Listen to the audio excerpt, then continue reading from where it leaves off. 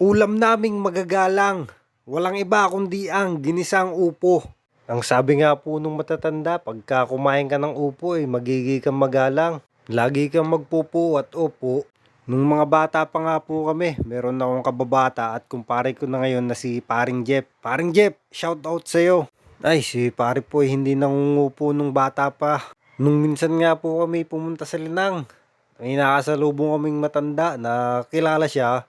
Ang sabi nung matanda ay, "Utoy, ikaw ba'y kumakain na ng upo?" Ay, ang ibig sabihin nung matanda ay kung nangungupo na nga. Ang sagot ni pare ay, pati nga kalbasa kinakain ko." Kaloko talaga ni pare. Hindi talaga nangungupo Napahiya na lang yung matanda Kaya doon ko po napatunayan na hindi lahat po ng kumakain ng upo nagiging magalang. Balik na lang tayo dito sa ating nilulutong ginisang upo. Ito naman pong ginisang upo napakadaling lutuin. Ginisahan ko lang po yan ng sibuyas at bawang. Salin na nga po nilalahok lang namin dito yung sardinas na pula.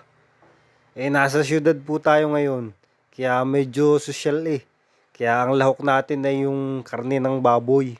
Guguupan at palalambutin po natin yan sa loob ng 30 minutes. Sabay lagay ng ating ginayat-gayat na upo na hinugasan po natin yan sa tubig. Hahaluin lang po natin ng kauntian at sasabawan na po ulit natin yan ng malinis na tubig. Inidyahan ko na rin po ng 3 siling berde.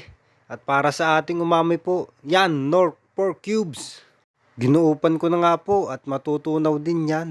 At yan po isang kulo naman. Pagkakulo po niyan ay ayos na yan. Kaya po ilalagay ko na ang suotanghon. 2 piraso po yan. Wariin ko po kulang pa ito sa alat. Kaya naman po lalagyan ko pa ito ng asin. Para may twist naman po ang ating ginisang upo. Lalagyan lang po natin to ng dahon ng malunggay. At para healthy yung ating ginisang upo. Yari na po yan. Kaya sandok at tayo kakain na. Ito na po ang ating ginisang upo. Ang ulam naming magagalang. Kainan na!